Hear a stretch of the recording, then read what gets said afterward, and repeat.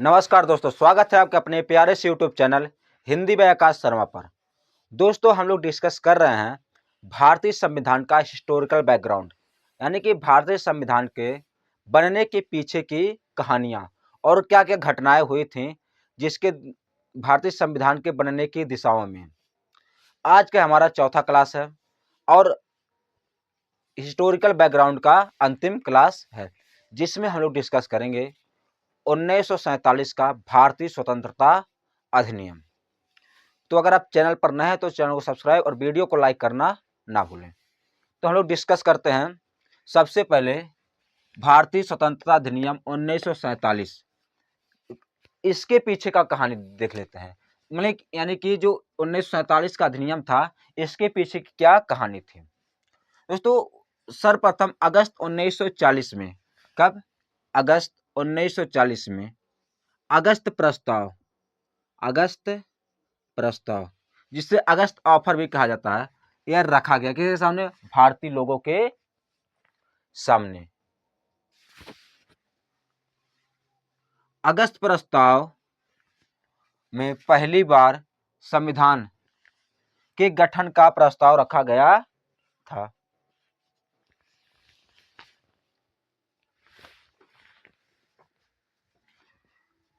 संविधान के गठन का प्रस्ताव रखा गया था। तो दोस्तों, ब्रिटिश सरकार द्वारा 1940 अगस्त 1940 में भारतीयों के सामने एक प्रस्ताव रखा गया, जिसे कहा जाता है अगस्त प्रस्ताव। इस प्रस्ताव में कहा गया कि भारत की संविधान सभा का गठन किया जाएगा, जिसमें क्या अधिकांश भारतीय लोग होंगे और भारत को क्या एक डोमिनियन स्टेट्स का रूप दर्जा दिया जाएगा। डोमिनियन स्टेट्स वह होते हैं जिसे हम लोग कह सकते हैं कि जो आंतरिक कार्य होंगे वह भारत देखेगा और जो बाहरी कार्य होंगे ब्रिटेन लोग देखेंगे। और इसमें एक बात थी, मतलब ऐसे कई बातें थी जिनके कारण क्या किया गया, इस प्रस्ताव के जो भारत के लोग थे उसे अस्वीकार कर दिए। भारत के लोग पूरी तरह से पूर्ण स्वराज चाहते थे, यानी कि हमें क्या चाहिए? पूर्ण स्वतंत्रता चाहिए और हमारा संविधान सभा क्या हो? स्वतंत्र हो, इसमें अधिकांश नहीं पूरे भारतीय होने चाहिए। यह प्रस्ताव उस समय के वायसराय लॉर्ड लिनलिथगो ने इसे शिमला में घोषणा किया था। 8 अगस्त 1940 को शिमला में घोषणा किया था, लेकिन इस प्रस्ताव को भारतीयों द्वारा अस्वीकार कर दिया गया। क्या गया? इस भारतीय द्वारा क्या गया? अस्वीकार कर दिया गया, मतलब जो भारत के लोग थे इस प्रस्ताव को नहीं माने। फिर मार्च 1942, कब? मार्च 1942 में सर स्टेफर्ड क्रिप्स द्वारा, कौन? सर स्टेफर्ड क्रिप्स द्वारा कौन सा प्रस्ताव? क्रिप्स प्रस्ताव रखा जाता है। क्रिप्स प्रस्ताव किसके द्वारा? स्टेफर्ड क्रिप्स द्वारा। कब? मार्च 1942 में। क्रिप्स प्रस्ताव में युद्ध की समाप्ति के बाद भारतीयों के लिए संविधान सभा के गठन का प्रस्ताव रखा गया था। यानी कि क्रिप्स प्रस्ताव कहता है कि जो युद्ध चल रहे थे, द्वितीय विश्व युद्ध यानी कि सेकंड वर्ल्ड वॉर 1939 से 1945 तक चला था, लेकिन यह अधिनियम कब आया था? मार्च 1942 में। इसमें कहा गया कि जब क्या दूसरा विश्व युद्ध समाप्त हो जाएगा उसके बाद भारतीयों के लिए क्या संविधान सभा गठन किया जाएगा। यह एक तरह से क्या ऑफर दिया गया कि मतलब ये लालच देगा कि हमारे साथ क्या विश्व युद्ध करो, हम क्या फिर गठन करेंगे। लेकिन कांग्रेस ने क्रिप्स प्रस्ताव को अस्वीकार कर दिया। क्या किया? इसे अस्वीकार कर दिया, क्रिप्स प्रस्ताव को, मतलब नहीं माने कि हम इस शर्त पर राजी नहीं हैं। तथा महात्मा गांधी जी ने क्या कहा इसको? महात्मा गांधी ने क्रिप्स प्रस्ताव की तुलना दिवालिया बैंक को क्या? बैंक करप्ट हो जाएगा कि अपने ग्राहकों को जो पैसे तक नहीं दे सकता, जो उसके ग्राहक है, दिवालिया बैंक क्या होता है? जो अपने ग्राहकों को पैसे तक नहीं दे सकता, उनके पैसे नहीं दे सकता, के पूर्व तिथि के चेक के साथ किया। यानी कि मतलब बैंक दिवालिया है और क्या दे रहा है? चेक दे रहा है, यानी पूर्व तिथि का नहीं, बाद का चेक दे रहा है कि आप इतने समय तक निकाल लीजिएगा पैसा। तो महात्मा गांधी ने क्रिप्स प्रस्ताव की तुलना दिवालिया बैंक के पूर्व तिथि के चेक के साथ किया था। फिर मार्च 1946 में, मार्च 1946 में कैबिनेट मिशन, कौन? कैबिनेट मिशन भारत आया। कैबिनेट मिशन इसे इसलिए कहा जाता है क्योंकि जो इसके अध्यक्ष थे सर पैथिक लॉरेंस, वह इंग्लैंड यानी कि ब्रिटेन के कैबिनेट मंत्री थे। इसके अध्यक्ष थे सर पैथिक लॉरेंस, क्या थे? इसके अध्यक्ष थे। तथा एबी अलेक्जेंडर और स्टेफर्ड क्रिप्स, एबी अलेक्जेंडर और स्टेफर्ड क्रिप्स, यही क्रिप्स जो मार्च 1942 में क्रिप्स प्रस्ताव लेकर आए थे, ये क्या थे? इसके सदस्य थे। कैबिनेट मिशन में 3 लोग थे। पहले थे सर पैथिक लॉरेंस जो इसके अध्यक्ष थे, फिर दूसरे थे स्टेफर्ड क्रिप्स और एबी अलेक्जेंडर, ये 3 लोग थे। इसमें 2 सदस्य और 1 अध्यक्ष थे। कैबिनेट मिशन का मुख्य उद्देश्य भारतीयों के लिए संविधान सभा गठन करना था। यानी कि कैबिनेट मिशन को भारत में इसलिए भेजा गया था क्योंकि भारतीयों के लिए एक संविधान सभा क्या की जाए? गठन किया जाए। इसी के तहत भारतीय संविधान सभा क्या होता? गठन हुआ था, जिसको हम कल के क्लास में डिस्कस करेंगे, क्योंकि कल हम लोग पढ़ेंगे संविधान सभा। तब तक के लिए चैनल को सब्सक्राइब और वीडियो को लाइक करना ना भूलें।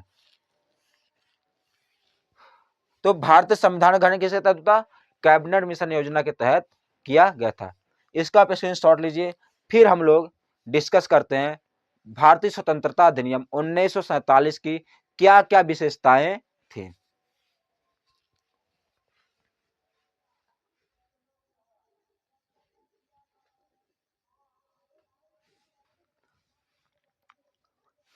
अभी तक हम लोगों ने भारतीय स्वतंत्रता अधिनियम 1940 के ऐतिहासिक पृष्ठभूमि यानी कि बैकग्राउंड के बारे में समझा।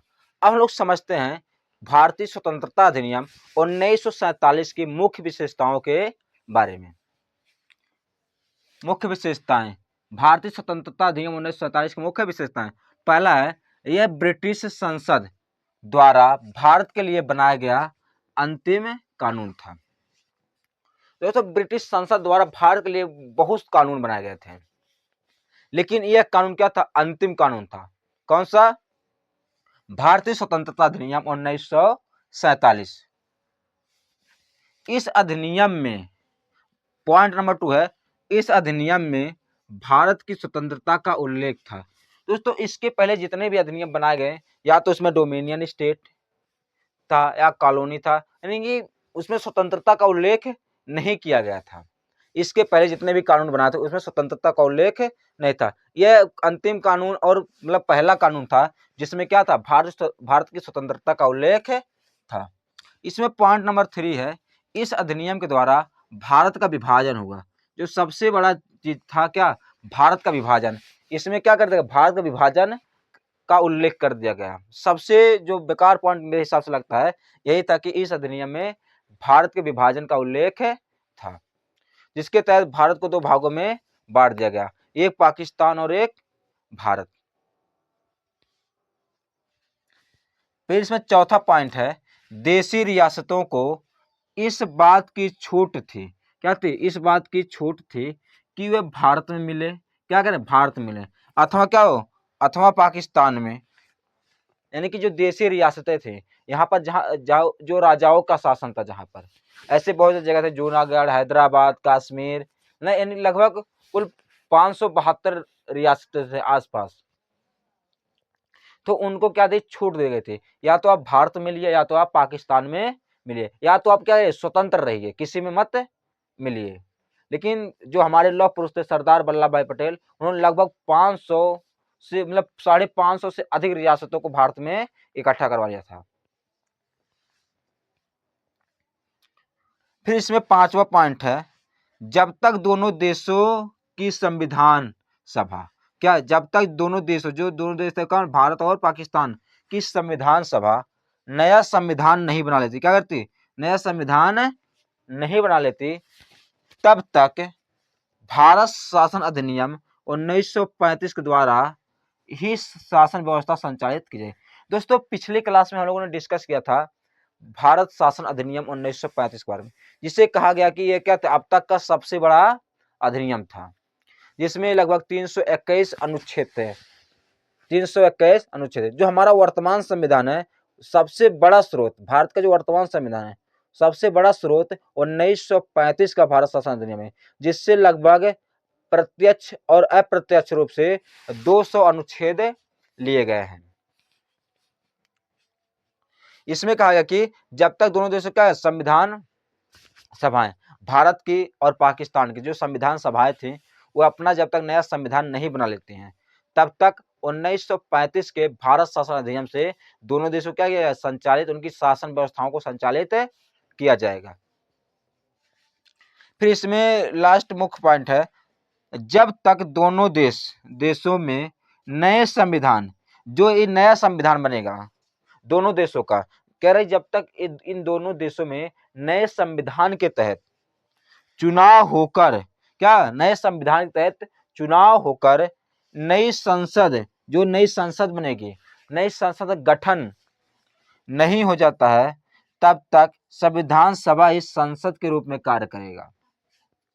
दोस्तों बहुत से लोगों में प्रश्न आया था कि जब भारत जो चुनाव हुआ 1951-52 में आसपास, तो इससे पहले क्या थी? इससे पहले दोस्तों जब तक संविधान सभा के तहत, जो हमारे संविधान सभा थी, तब तक चुनाव नहीं हो जाता।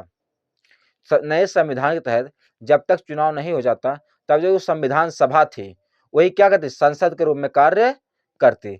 हम कल की वीडियो में डिस्कस करेंगे कैसे संविधान सभा संसद के रूप में कार्य करती थी और कैसे संविधान सभा संविधान का निर्माण करती थी। तब तक के लिए चैनल को सब्सक्राइब करना ना भूलें। इस कल के वीडियो में हम डिटेल में डिस्कस करेंगे। यही कह रहा कि जब तक दोनों देशों के संविधान के तहत चुनाव होकर नए संसद की गठन नहीं हो जाती, तब तक संविधान सभा जो थी वही क्या करेगा, संसद के रूप में कार्य करेगा। आज की वीडियो में बस इतना ही। यहाँ तक हमारा समाप्त होता है भारतीय संविधान का ऐतिहासिक पृष्ठभूमि, यानी कि historical background of Indian constitution. कल की वीडियो हम लोग डिस्कस करेंगे संविधान सभा के बारे में। तब तक के लिए वीडियो को लाइक, चैनल को सब्सक्राइब करना ना भूलें। बहुत बहुत धन्यवाद। जय हिंद, जय भारत। आप इसका स्क्रीनशॉट ले सकते हैं।